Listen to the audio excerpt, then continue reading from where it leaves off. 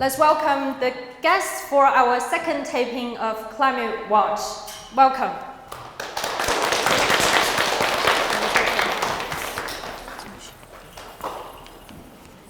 And you're listening to a special edition of Climate Watch taping at Peking University. I'm your host today, Fei Fei. And Climate Watch is a podcast that explores how the world is tackling climate change. Every week on CGTN radio, we talk with experts, innovators, and change makers who are driving the clean energy transition, shaping climate policy, and rethinking sustainability. And as I mentioned before, we found this connection between sustainability and also our traditional wisdoms. And how do we find that connection? And why does this connection matter to us today?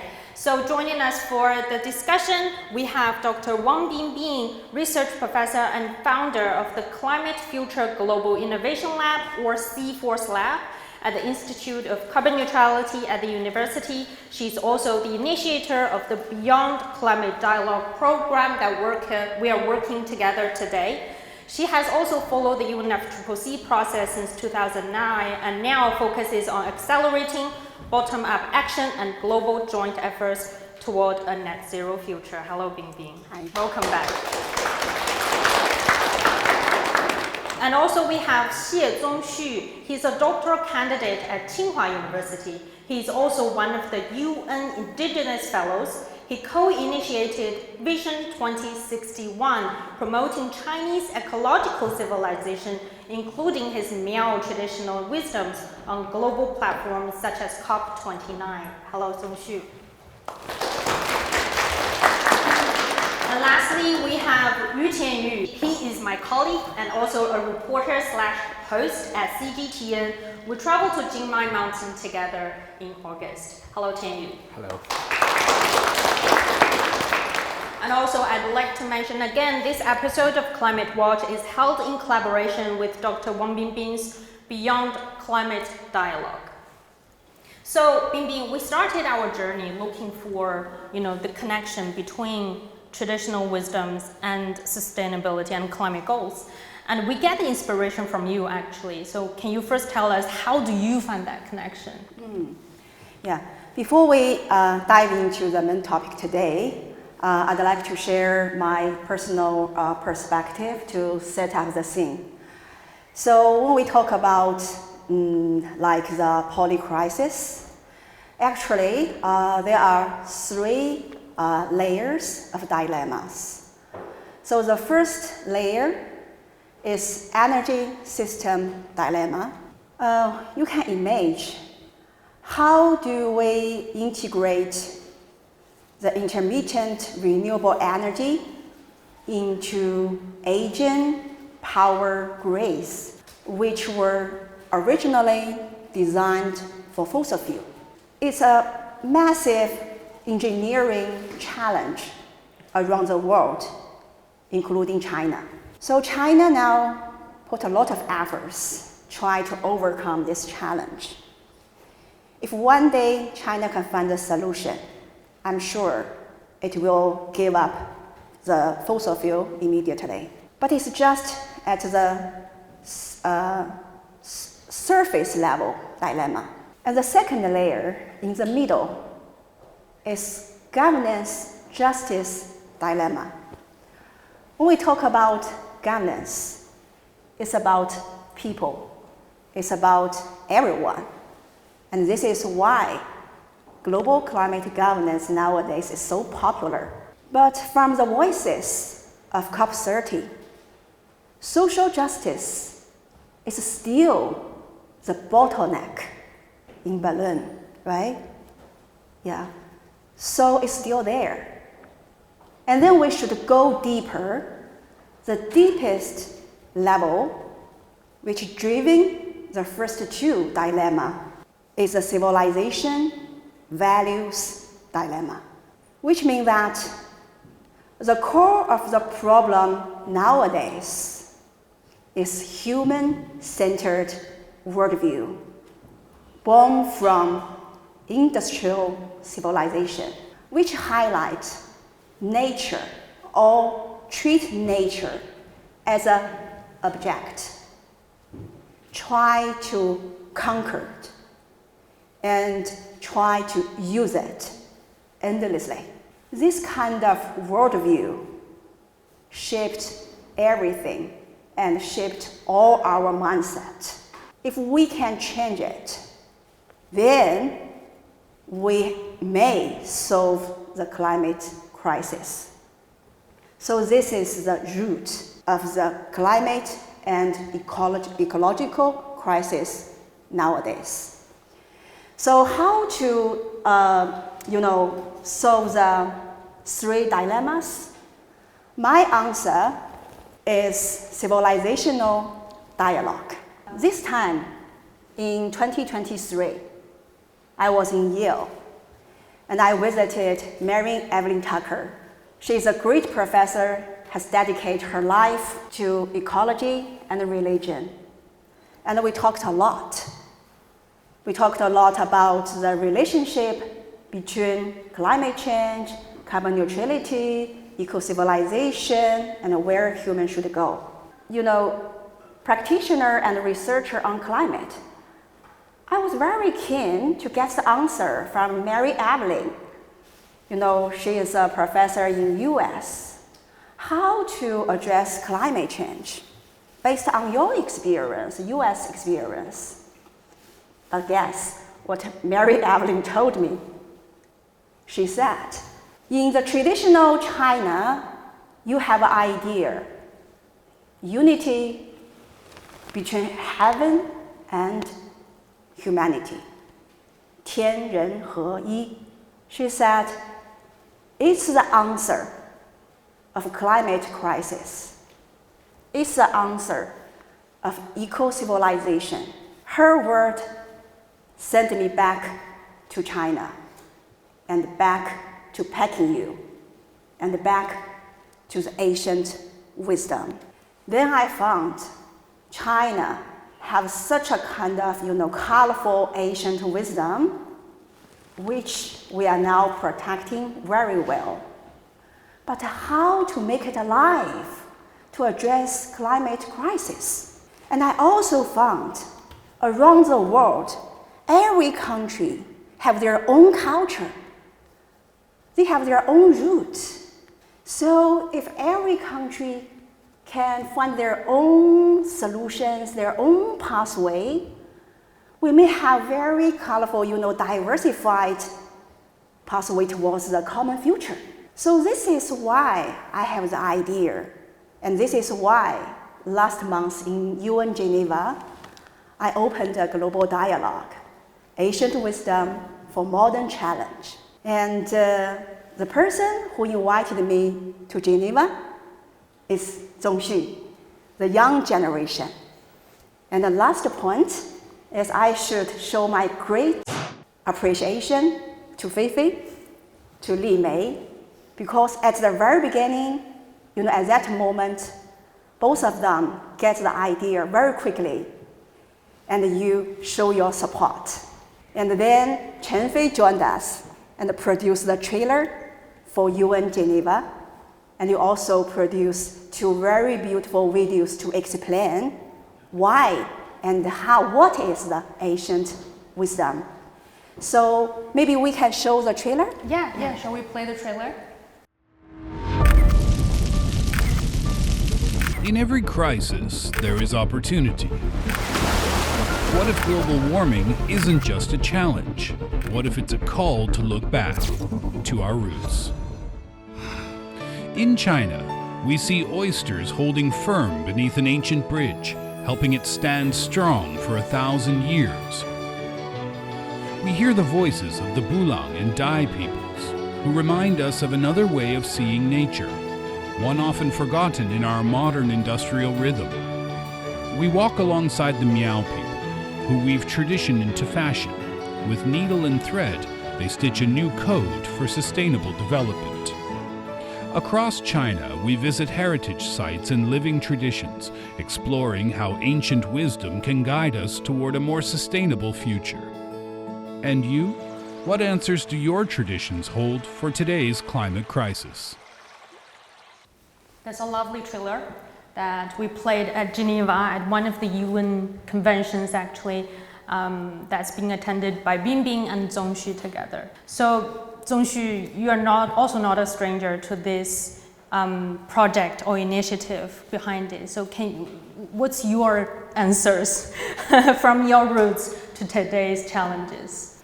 So first of all, thank you so much for creating such kind of platform and gathering us here together to share our point of views. And again, my name is Zongxu, and I'm here not only on behalf of myself, but I'm here also on behalf of my community back to my hometown, where it's located in southwestern part of China called Guizhou. And as you can see that I'm also wearing my traditional costume. So regarding what Binbin has just mentioned, it is very touching and very give me a lot of encouragement to not only serving as a young people, but also thinking about what we can do for our next generation. So basically, following the story Binbin just mentioned, last month we successfully launched a project which is initiated back to my hometown in Guizhou. It's called the Guizhou 20, and we last month we launched it initially in the platform of UN. So we leverage it and make it to the next level called the Global Village Tea. So we always see that self-identity is a very, very important question for everybody, and it is it doesn't look like it is like when people see on the screen, see on the reports, how wow, it was so successful. Everybody was witnessing this kind of success. But for us, it was really a big challenge.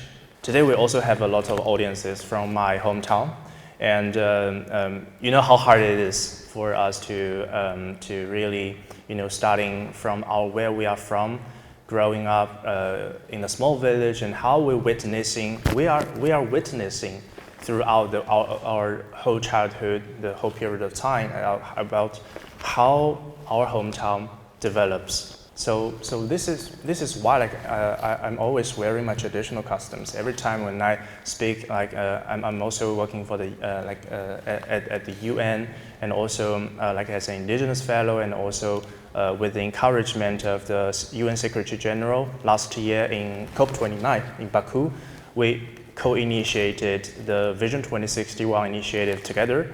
And it was initiated by all the indigenous communities and local communities around the world. So we gathered together with the in the same platform, but we want to create a new platform for the next generation, for us to think about, following the topic we are discussing today, how we as next generation, we as young people, to think about the ancient wisdom for contemporary challenges. So when we are talking about challenges, last month, we planned it. So we have a very smooth help and also support from the local government and also our community. That initially we planned it to bring 10 embroidery women to come with me, to go with me together to the UN Geneva headquarters. But unfortunately, at it was only till the last minute that we got the news that all of their visas are refused. So unfortunately, I was alone there. So to be honest, I was under too much pressure, and because the day before because we already gained the support, a very strong support from the United Nations, that they will offer us the biggest platform at the UN Geneva headquarters, that we can launch the Global Village Tea project, that we want to encourage them, engage all the different international indigenous communities around the world to join hand with us. But their visas are refused. So for us, we didn't know what to do. So for Professor Binbin, I called Professor Binbin that night to say that we are really under too much pressure. We didn't know what to do. I was alone there. And the next day, because we already released the news that next day we're going to have such kind of announcement. and we will launch it together with such kind of big platform. And the UN Web TV, the live stream is, they already launched the news. So Professor Binbin offers us a hand. So for us,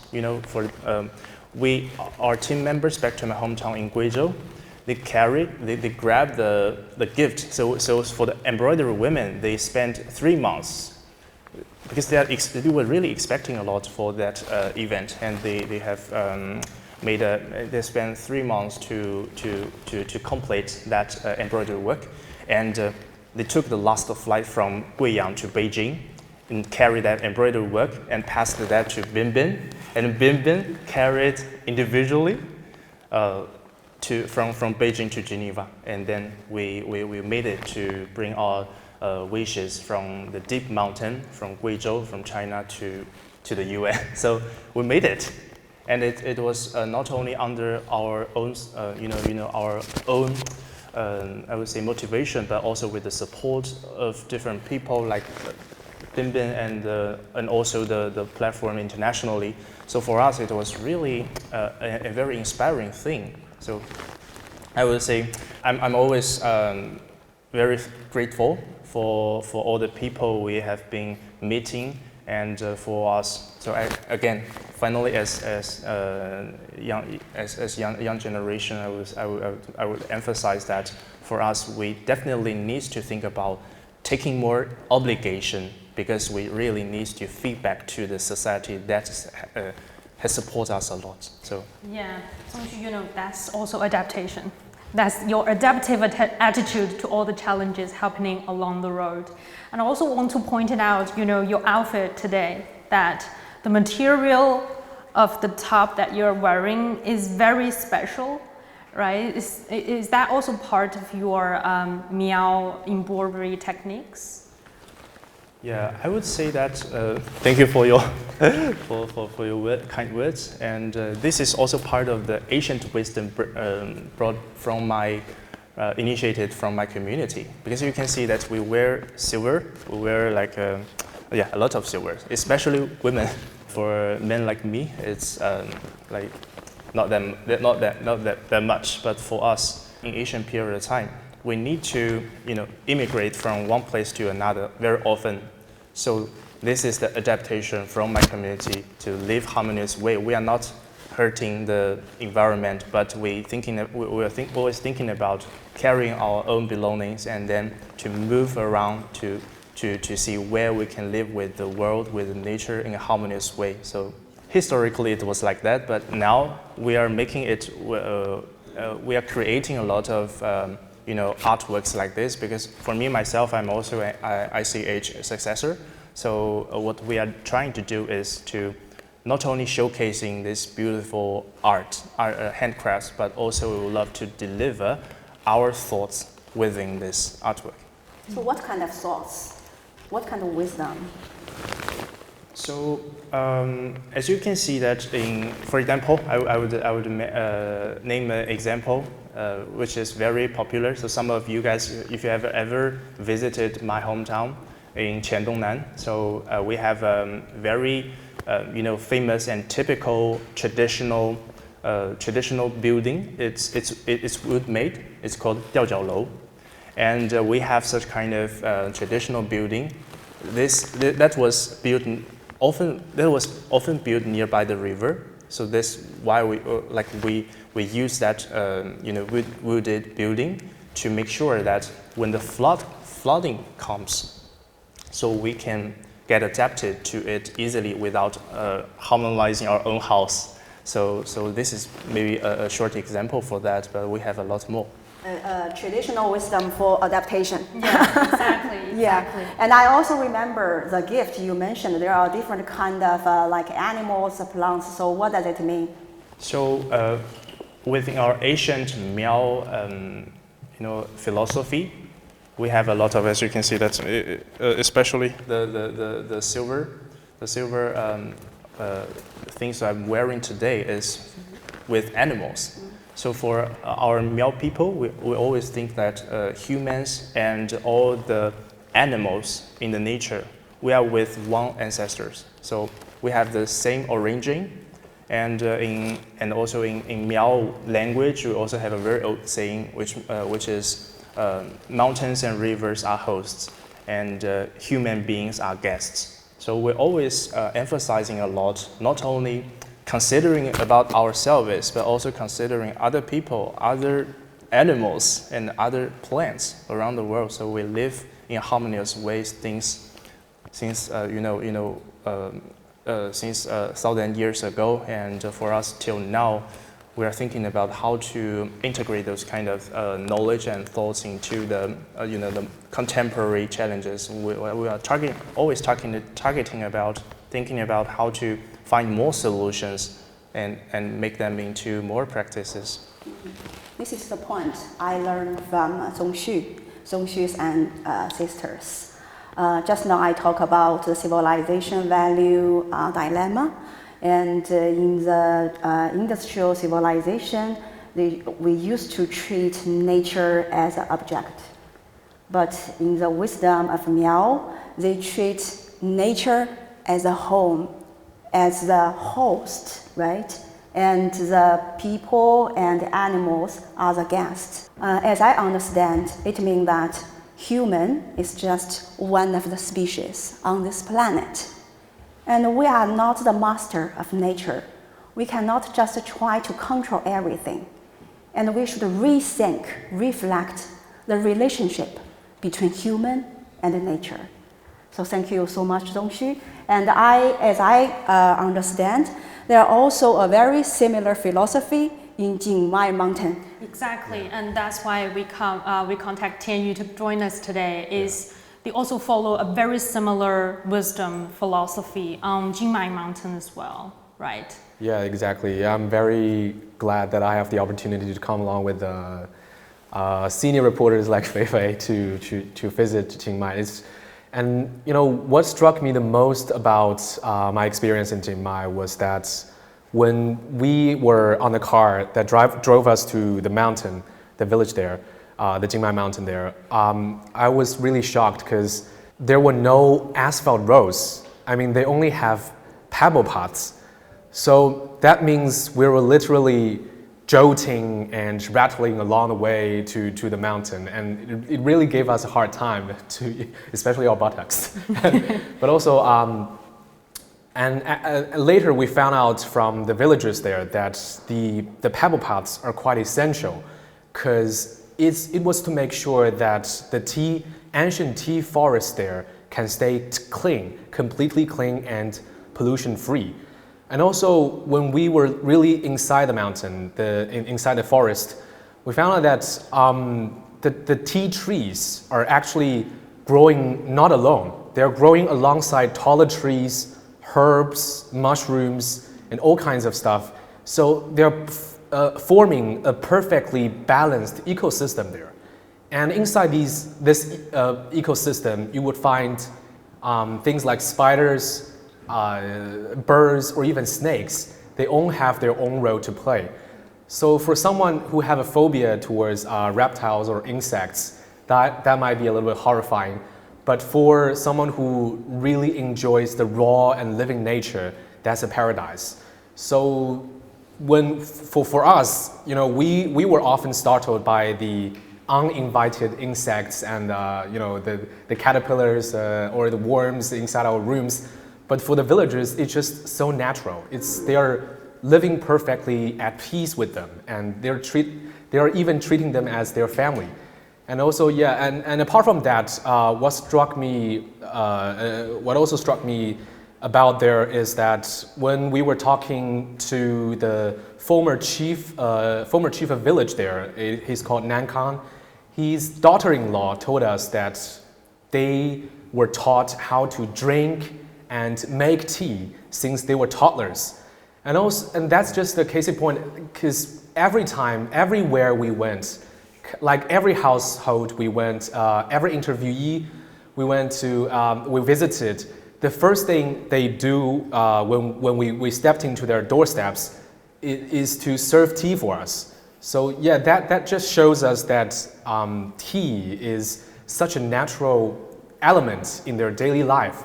And seeing how seamless tea, forest and these biodiversity preserving practices are integrating together just makes me give me a mix of awe and respect, because it's something that someone so accustomed to urban life don't feel right now. Yeah, exactly. And I do have the story about bees. I'm terrified of them. Yeah. And on Jingmai Mountain, every day around 1:20-ish at noon, you will find bees flying around you. And our team, Tianyu, Chenfei, me, and also our camera people, we were like, oh my God, bees are here. We should, try to sort of drive them away. Yeah. But the interviewees, the villagers on the Jingmai Mountain, they're like, yeah, they come around to the house every day around this time. That's very natural. Yeah, they're very chill. Yeah, they're very chilled around bees. And bees are also a very important part of their ecosystem, tea growing on Jingmai Mountain. So that's sort of a mindset shift for me, is that maybe my fear towards insects need to change as well. So that's an eye-opening experience for me on Jingmai Mountain, as I said multiple times on my podcast and a lot of interviewees. So that's only the starting point. And I guess that's more what we can start to reflect when it comes to our relationship with the world around us, even for us who living in cities, right? Yeah, so just now you mentioned the people in Jingmai. I heard jungle in this field is regenerative forest, which means that we cannot just plant one kind of tree, and we should cultivate like mixed forest. And the people in Jingmai, they know this idea 1,000 years ago. Exactly. Right? So this is why we mentioned ancient wisdom is so important. Yeah. And we just forgot it. We just think, oh, it's old, it's out of date. And now we just, look for efficiency and GDP. So this kind of wisdom is useless. But actually, from this kind of exploration, what we found is that if we can look back, now is the time to pause. And we just treat us in a balcony, and we zoom in and zoom out. And we zoom in and look back to our history, and we can find, we never really invent any new things. Actually, it existed in our history already. So in this way, we can persuade people to put down their arrogance and to be humble to the nature and to rethink the relationship. And then we can cultivate the new wisdom. So this is the why. And this is the point why I have this idea. And also the point you mentioned, the bee story. I think it's also very interesting because you mentioned, the fear is not because of the bee, it's because some fear inside. Because the prejudgment, the bee may attack me. But actually, because this kind of prejudgment comes from the misunderstanding of the relationship between human and nature. So you can see now what's kind of bad circle in our mindset. And this is why we think, it's a time when we look back, and it's time for us to change the mindset, right? And also, I heard from Chenfei's short video about Jingmai Mountain, I noticed even the local government, they changed their mindset already, and they encouraged the local people because China usually to be the beggar, sit on the box, inside the box are the golden coins. China was the beggars in the long time, try to learn everything from the Western countries. And also in Jingmai, the local people learn organic planting, so they plant some new tea trees, just the tea trees at the same level. And then the local government then realized, it's a wrong way.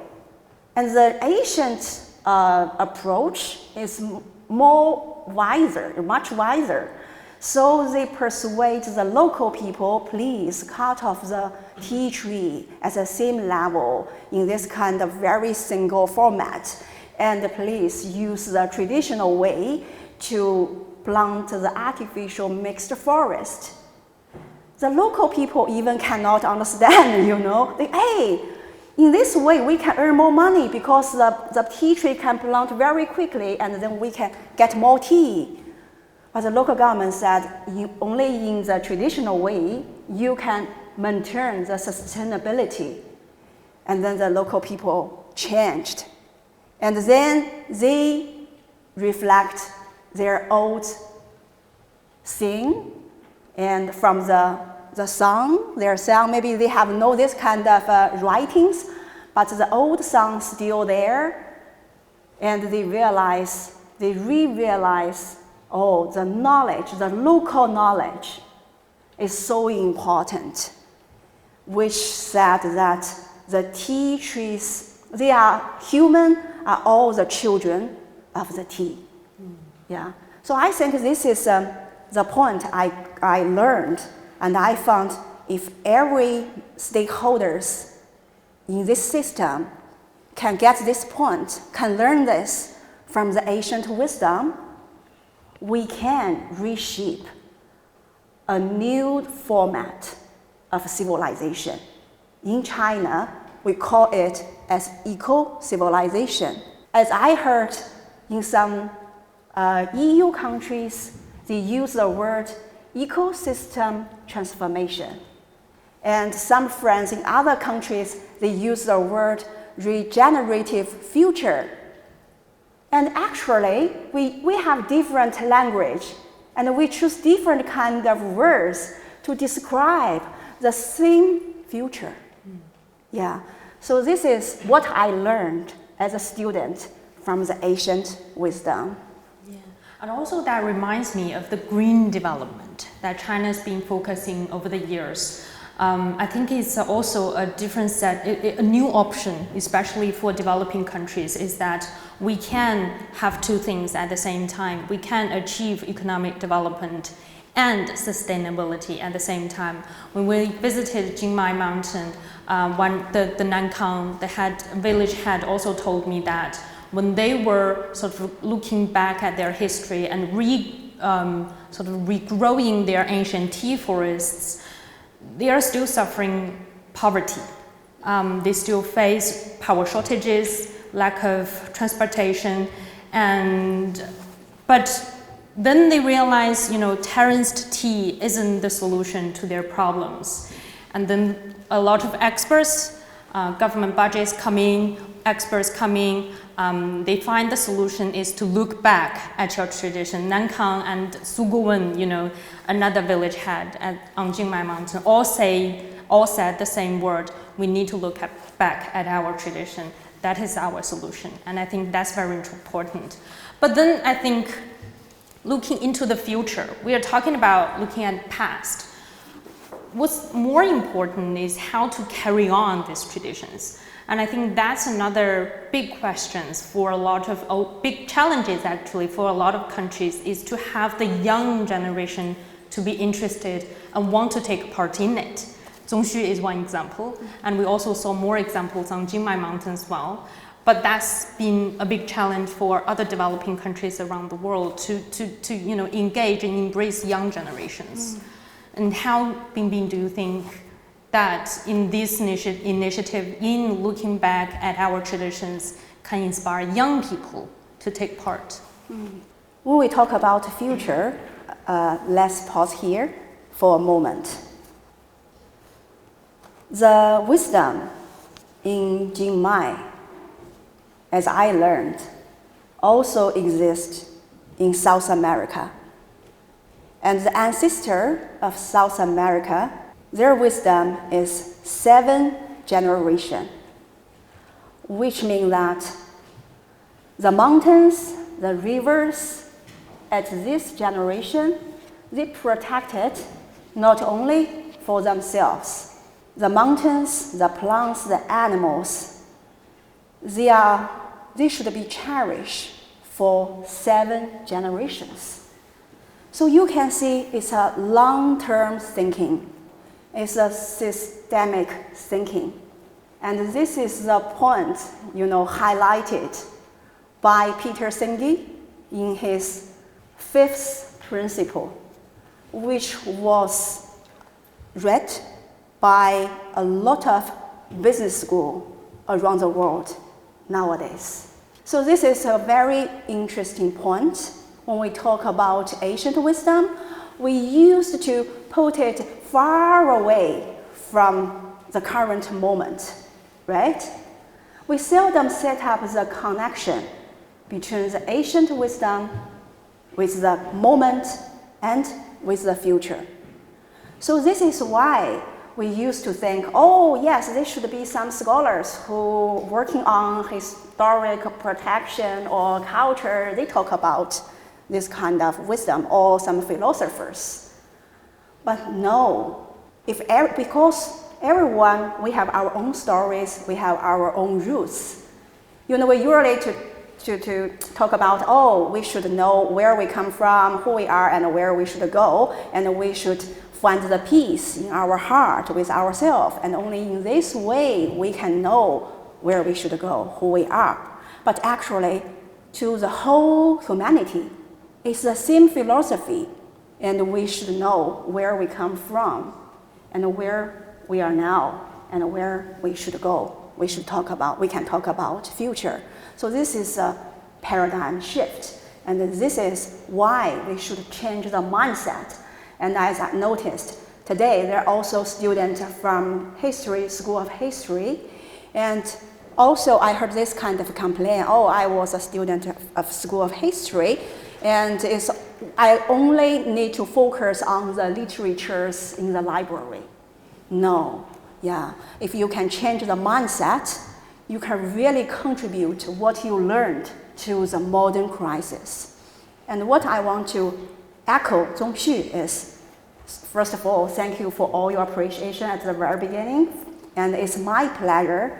And I also learned a lot from the trip to Geneva, because not only I transfer the gift to the UN, but what I learned is, at the very beginning, my mindset is the traditional old one. And I used to say, what kind of result, the outcome I should get, and then I go forward. But for that session, as Zongxu mentioned, so many uncertainties, okay? I don't know what will happen, but I just trust Zongxu. And the voices in my deep heart is, the gift is from the indigenous group. And they trust me, and I trust them, and I should take the responsibility just to take the gift to Geneva. And then when I was there, what happened? We organized the session, sub-forum, and the theme is Ancient Wisdom for Modern Challenge. It's the UN Social Forum, and this sub-forum is only one talk about ancient wisdom. And we open the door, and no one come, because it's such a new topic, and they cannot get the connection immediately. So they produce to participate some other topics like social justice, right? And for this one, just Zongxu and me. But we just keep stay peaceful, and we think, we welcome what will happen. In Taoism, it's 道法自然, which means you just follow the flow. You just follow the river and let the water go. Then what happened? Colleague from a German came inside, and he said, it's a sub-forum on ancient wisdom. I have strong interest. I said, okay, let's talk.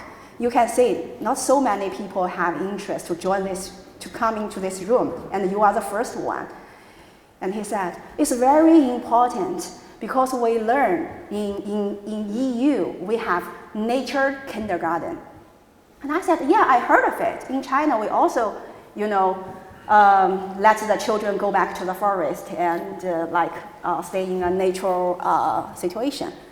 But what he said afterward, really like a bell in my mind, he said, we have more than 5,000 nature gardens in EU now. Why we choose this kind of format? Because we realize the current civilization have problem, and we used to control the nature, and we cannot change the mindset of the current leaders, in this area, in the region, but we want to cultivate the future leader.